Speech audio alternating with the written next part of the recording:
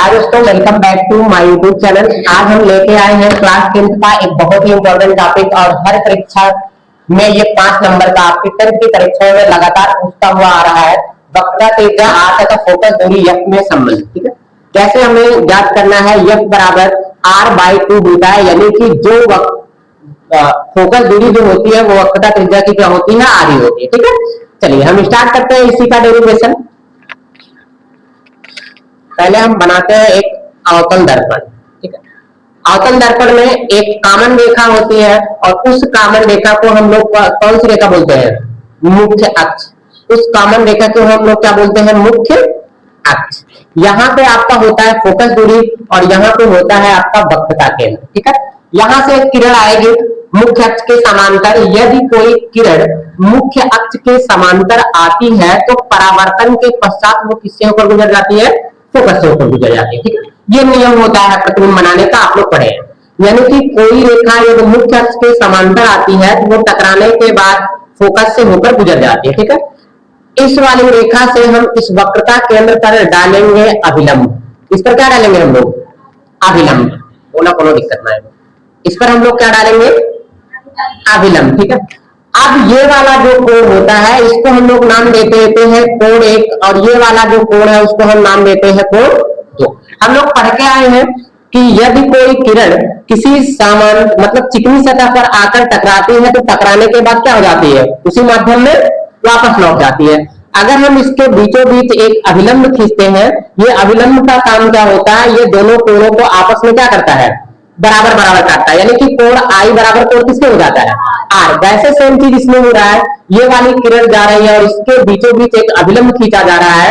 ये जो कोण 1 है और कोण 2 है वो आपस में क्या होंगे, बराबर होंगे। बात हुआ। तो अब हम यही सब लिख देते हैं जो इसमें किया गया है। इसको हम मान लेते हैं m1, ये m डैश और m डबल डैश, और ये मान लेते हैं b किरण है और ये है नामकरण रखते हैं। यही सब लिखेंगे। माना,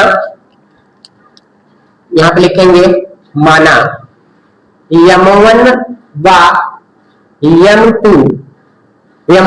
m2 दर्पण का द्वारक है।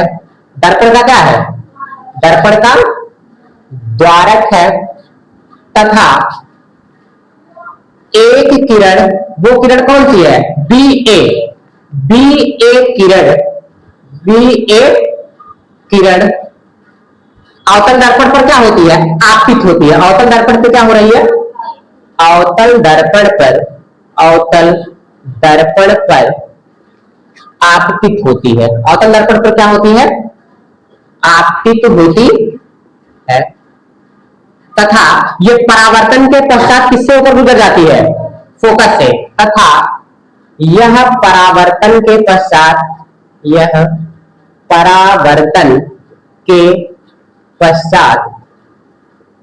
फोकस से होकर गुजर जाती है। फोकस से होकर क्या हो जाती है, फोकस से होकर गुजर जाती है। ठीक है, यहां तक हम लोगों ने लिखा, यही जो इसमें छापा गया वही सब अपना तीनों पाता हम लोग लिखे हैं।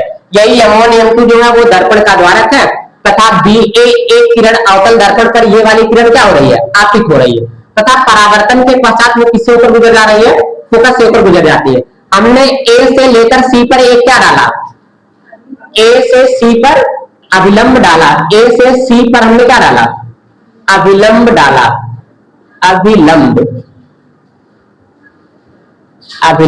डाला। ठीक है, हमने A से लेकर C तक क्या डाला, एक अभिलंब डाला। ठीक है, याद है।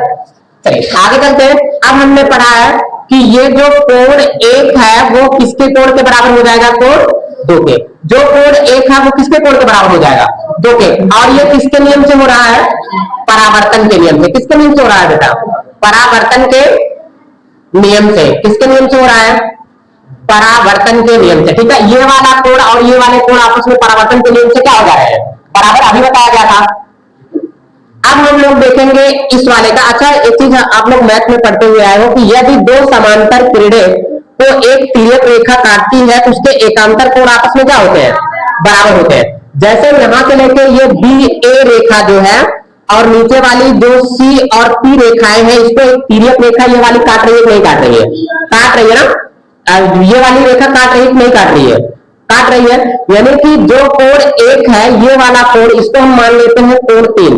ये एकांतर कोण हुए, ये वाला कोण और ये वाले कोण आपस में दोनों क्या हो जाएंगे, एकांतर कोण। एकांतर कोण मैथ में क्या होते हैं, आपस में बराबर होते हैं। तो यहाँ पे हम लोग लिखेंगे कोण एक बराबर ये किसके हो जाएगा, कोण 3 के। हो जाएगा कि नहीं हो जाएगा, हो जाएगा ना। कोण एक बराबर किसके हो जाएगा, कोण 3 के। यानी कि इसको हम 1 और 2 से मान लो इसको समीकरण नंबर 1 और इसको हम लोग मान लेते हैं समीकरण नंबर 2। और ये हम यहाँ पे लिखेंगे ये किस कोण के नाम से, एकांतर कोण से हम लोगों ने इसको क्या दिखा दिया, बराबर दिखा दिया। किस कोण से हमने बराबर दिखा दिया, एकांतर कोण से। समझ आ रहा है। अब हम लोग देख लेते हैं, अब हम यहां से ये वाला त्रिभुज निकालेंगे, ए सी और कौन सा त्रिभुज, एफ। ए सी और कौन सा त्रिभुज, एफ। लिखेंगे त्रिभुज ए सी एफ में, त्रिभुज ए सी एफ में हम लोग देख लेते हैं, ऐसे निकाल लेते हैं इसको। ये मान लो ऐसे है, ऐसे ऐसे कुछ करके बना हुआ है, ए सी और ये सी है और ये एफ है और ये वाली किरण कौन सी है, ए। ठीक है, हम देख लेते हैं कोण, यहाँ पे कोण 3 है और यहाँ पे कोण 2 है। ये दोनों आपस में कोण बराबर है कि नहीं है, बराबर है ना।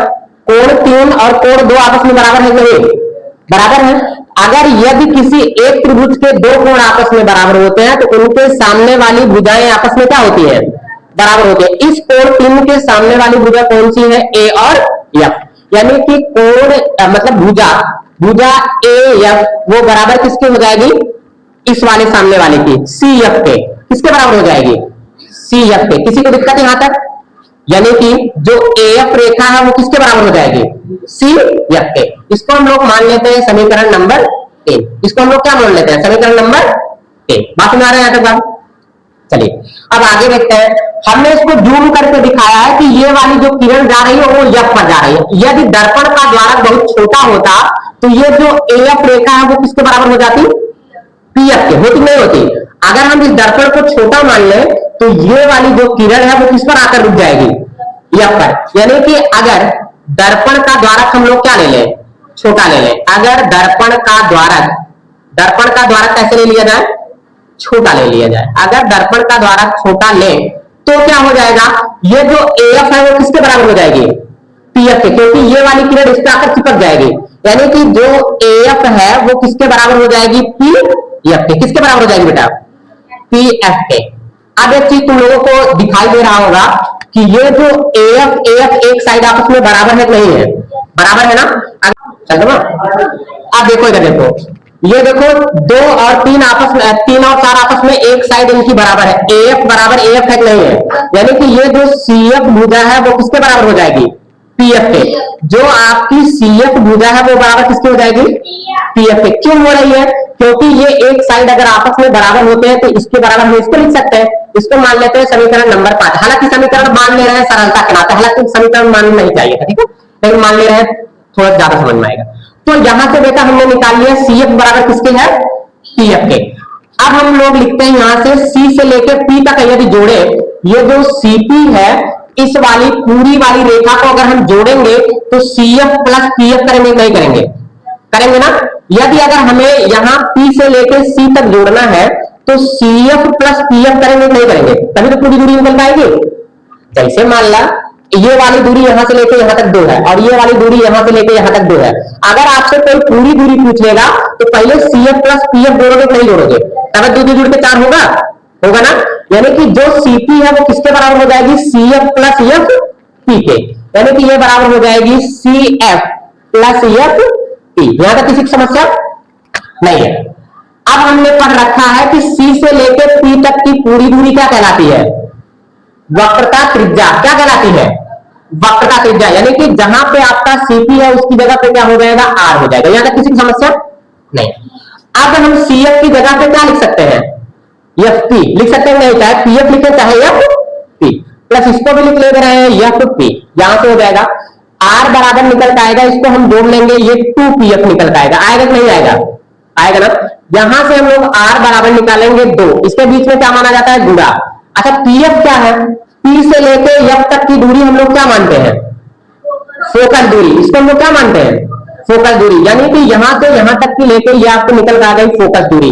अब इधर गुणन है, इधर आए किसमें हो जाएगा, भाग में। एफ बराबर हो जाएगा r/2। यही हमें डेरिवेशन करना था और ये इतना इंपॉर्टेंट है कि हमेशा 5 नंबरों में पूछा जाता है। ऐसे ही वीडियो